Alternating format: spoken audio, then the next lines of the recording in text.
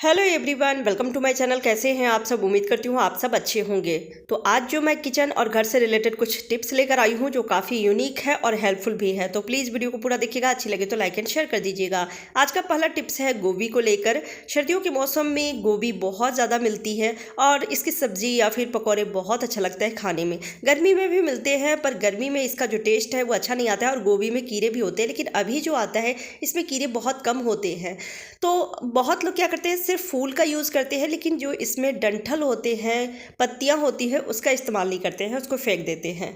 तो आज मैं आपको एक छोटा सा टिप्स बताती हूँ जिसके साथ आप सब्ज़ी बनाएंगे ना, बहुत ही टेस्टी बनती है सब्ज़ी। तो आप क्या करें, जो मोटे वाले डंठल होता है उसे नहीं लेना है, जो सॉफ्ट वाली पत्तियां होती है, डंठल होते हैं, बस उसे यूज़ करना है। तो जितने भी गोभी हैं सबके डंठल को निकाल लीजिए, क्योंकि गोभी तो हम कई दिनों में यूज़ करते रहते हैं, एक साथ सारे नहीं बनाते हैं, लेकिन पत्तियों को एक साथ बना लेना है क्योंकि फिर वो बाद में सूख जाएंगे। तो इस तरीके से सारी जो कोमल पत्तियां हैं, डंठल है, उसे निकाल लीजिए और जो डंडी होती है उसका भी ऊपर से छिलका हटा लेना है और उसे भी बारीक बारीक चॉप कर लीजिए। डंठल को पत्तियों के साथ जब आप बारीक बारीक चॉप करके और इसको सब्जी में आप डालेंगे, आलू गोभी जब मिक्स करके बनाते हैं या फिर सिर्फ गोभी का भी बनाते हैं, इसे मिक्स करके बनाएंगे ना, सब्जी का स्वाद एकदम डबल हो जाती है। एक बार आप इन पत्तियों को डाल के देखिएगा सब्जी में, फिर आपको पता लगेगा सब्जी का स्वाद कितनी बढ़ जाती है। बहुत ही बढ़िया टिप्स है, आप एक बार ज़रूर इस तरीके से बना के देखिएगा। अगला टिप्स है संतरे के छिलके को लेकर। संतरा तो हर घर में आती है और खासकर सर्दियों में बहुत ही अच्छी मिलती है, गर्मियों में भी मिलती है, लेकिन गर्मी में ना खट्टे आते हैं, लेकिन सर्दियों में एकदम मीठे मीठे, एकदम ताज़े फ्रेश संतरे आते हैं। तो बच्चे बड़े सभी खाते हैं। बुजुर्गों को अगर नहीं खाने में बनती है तो उसका जूस निकाल के देते हैं, लेकिन उसका छिलका फेंक देते हैं। आज मैं संतरे के छिलके का बहुत ही बढ़िया यूज़ बताने वाली हूँ।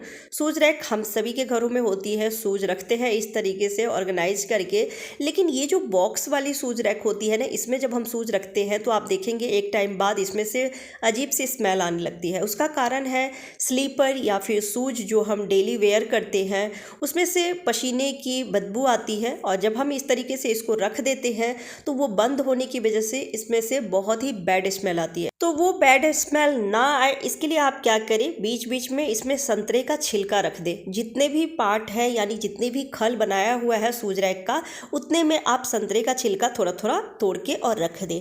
ये सारी ही बैड स्मेल को एब्जॉर्ब करती है और जो संतरे की खुशबू होती है वो सूज रैक के अंदर फैल जाएगी। तो इससे किसी तरह की बैड स्मेल नहीं आएगी। बहुत ही बढ़िया टिप्स है, एक बार आप ट्राई करके ज़रूर देखिएगा। अगला टिप्स है संतरे को लेकर ही।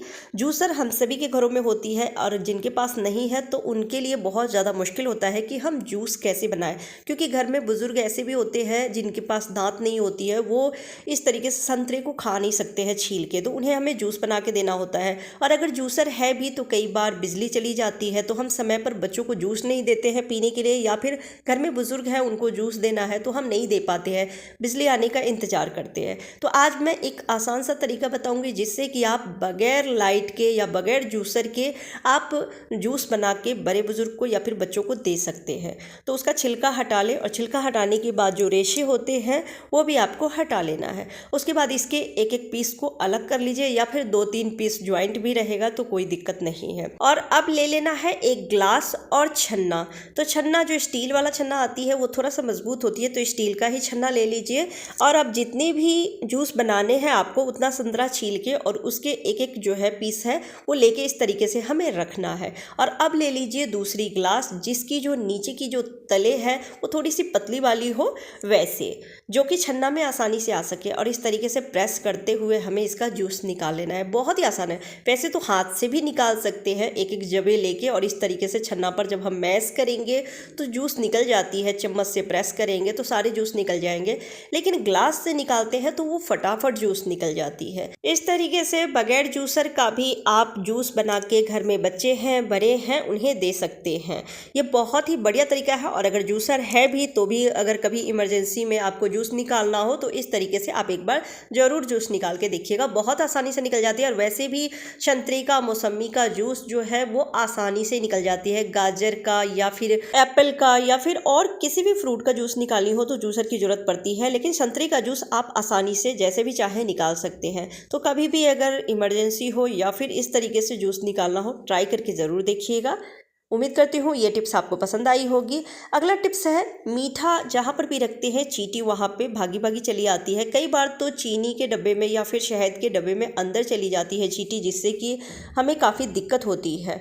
तो आज एक छोटा सा टिप्स बताती हूँ जो ट्राई करिएगा, फिर उसके बाद कभी भी मीठे के आसपास चीनी नहीं दिखाई देगी। तो हमें ले लेना है विनेगर और एक कॉटन पे थोड़ा सा विनेगर लगा लेना है। विनेगर की स्मेल आपको पता होगी बहुत ज़्यादा स्ट्रॉन्ग होती है और ये थोड़ी सी खट्टी होती है, जिस वजह से आप जिस भी डब्बे पर इसे लगाएंगे, जहाँ पर भी लगाएंगे, चींटी बिल्कुल भी दिखाई नहीं देगी। तो मिठाई के डब्बे पे या फिर बिस्किट जहाँ रखे हैं तो बिस्किट के डब्बे पे, चीनी के डब्बे पे इस तरीके से हमें लगा देना है विनेगर थोड़ा सा कॉटन में लगा के। उसके बाद चींटी बिल्कुल भी दिखाई नहीं देगी।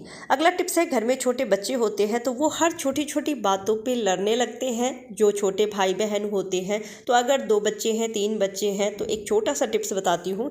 जब भी हम बच्चों को दूध देते हैं पीने के लिए या फिर कॉम्प्लेन, बॉर्नवीटा कुछ भी देते हैं पीने के लिए, वो आपस में लड़ने लगते हैं कि ये वाला ग्लास हमारी है या फिर जो कप है ये मेरी है। तो आप क्या करें, जितने भी बच्चे हैं उनका नाम कप पे या फिर ग्लास में देते हैं तो ग्लास पे लिख दें, अलग अलग कलर से लिख दें या फिर एक ही कलर से। बच्चों के जो अल्फ़ाबेट के जो नेम होते हैं वो आप लिख सकते हैं। जिससे क्या होगा, बच्चों को जब आप दूध देंगे पीने के लिए तो वो अपना ही कप उठाएंगे, अपने नेम का कप उठाएंगे। इससे बच्चे जिद नहीं करेंगे दूसरे कप या दूसरा ग्लास लेने की। चलिए अगला टिप्स देख लेते हैं। साबुन हम सभी यूज़ करते ही हैं, लेकिन जब वो छोटी हो जाती है तो इस तरीके से जो साबुन बचती है ये यूज़ नहीं किया जाता है, क्योंकि जब भी इसे यूज़ करें ये बार बार हाथ से स्लिप हो जाती है, गिर के टूट भी जाती है। तो ज़्यादातर तो इसे फेंक देते हैं। तो एक छोटा सा उपाय कीजिएगा कि जो भी साबुन बिल्कुल छोटा सा है उसमें 4 से 5 लौंग लगा लेने हैं। बाथरूम में कई बार आप देखते होंगे अजीब सी स्मेल आने लगती है, खासकर सर्दियों के मौसम में, क्योंकि सर्दियों के मौसम में धूप ना निकलने की वजह से हर जगह पे थोड़ी सी नमी होती है, खासकर बाथरूम में नमी होती है, तो एक अजीब सी स्मेल आती है।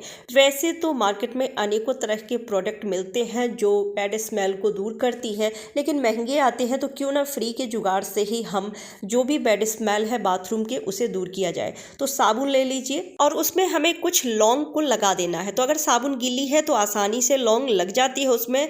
अगर ड्राई साबुन है तो किसी भी नोकीली चीज़ से छोटे छोटे होल कर लीजिए, जैसे सिफ्टी पिन या फिर चाकू से या फिर किसी भी चीज़ से आप नोकीली बना लीजिए और उसमें लौंग को लगा देना है। एक तो अच्छी खुशबू होती है साबुन में जो बॉडी सोप होती है, और एक लौंग की खुशबू, तो इन दोनों की खुशबू से बाथरूम में जो बैड स्मेल होती है वो सारी ही दूर हो जाती है। साथ में लौंग लगाने की वजह से मक्खी मच्छर बिल्कुल भी बाथरूम में नहीं लगेंगे। सर्दियों के टाइम में नमी रहती है हर जगह पे, जिस वजह से अजीब सी बैड स्मेल आती है, खासकर बाथरूम में आती है। तो इस तरीके से बैड स्मेल को दूर कर सकते हैं। बच्चों के हाथ में जब भी पेन मिल जाती है या मार्कर मिल जाती है वो कहीं पर भी लिख देते हैं, चाहे वो दीवार हो या फिर कबर्ड, फ्रिज। तो जो मार्कर से लिखते हैं तो उसका जो दाग है उसको निकालना बहुत मुश्किल होती है, क्योंकि ज़िद्दी दाग होते हैं उसके। तो इसके लिए छोटा सा उपाय कीजिएगा। बच्चों ने अगर कहीं पर भी लिख दिया हो, चाहे वो कपड़े हो या फिर फ्रिज, कबर्ड या दीवार, तो आपको ले लेना है परफ्यूम, डीओ ले लीजिए या फिर परफ्यूम, और वहाँ पे थोड़ा सा ज़्यादा मात्रा में स्प्रे कर देना है। और स्प्रे करने के बाद कॉटन की मदद से उसको साफ़ कर लीजिए। अगर दीवार पर भी बच्चों ने लिख दिया है तो आप देखेंगे आसानी से ही उसके जो दाग हैं वो मिट जाते हैं। तो एक छोटा सा टिप्स है, लेकिन बहुत ही बढ़िया टिप्स है, ट्राई करके जरूर देखिएगा। और आज के बाकी के सारे टिप्स आपको कैसे लगे कमेंट करके जरूर बताइएगा। अच्छी लगी हो तो प्लीज़ वीडियो को लाइक एंड शेयर कर दीजिएगा। चैनल पर पहली बार आए हैं तो सब्सक्राइब जरूर कर लीजिएगा। Bye bye, take care.